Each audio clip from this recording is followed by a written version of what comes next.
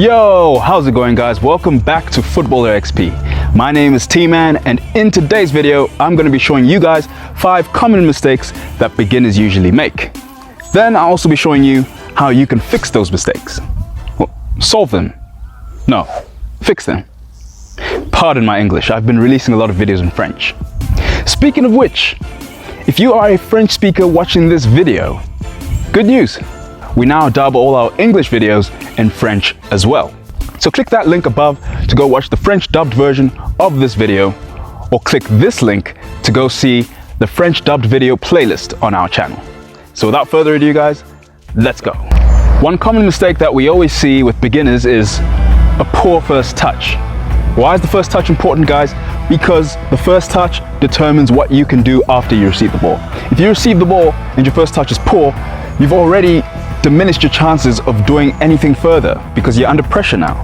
The ball's out of your possession, you have to chase after the ball, or maybe it's just gone straight to the opposition player and there's nothing you can do about it. So you lose possession, and then you also narrow your chances of doing anything more after that. So you need to make sure that your first touch is really good so that you don't put yourself under unnecessary pressure.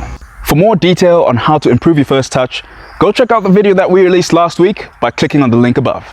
Do not keep your head down when you dribble the ball. Why? Because you need to absolutely see where you're going almost 100% of the time. It's okay to put your head down from time to time, but don't dribble with your head down. When you have the ball in your possession, you need to know who's the opponent in front of you, who's the next teammate you can pass to, and what's your next move going to be. You can't do this if you're looking at the ground. So try to keep your head up as much as possible. There is never a time in football where you have to use your toes to kick the ball. Never. Not when you're passing, not when you're clearing the ball, not when you're shooting. You could actually break your toes. Your toes are an extension of your feet by very thin bone mass and cartilage. So you'd rather use the top of your foot or the side of your foot when kicking, because these parts of your feet are backed by a lot of bone mass.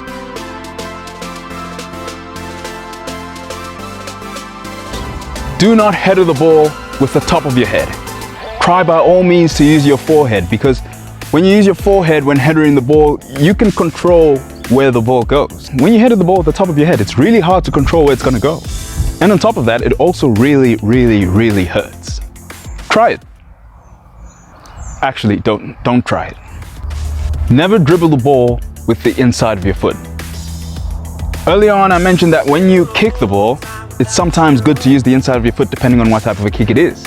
If it's a pass, you'd normally use the inside of your foot. If it's a shot, you'd use the top of your foot. But when you're dribbling the ball, you want to maintain the fast speed that you would normally run when you don't have a ball in your possession.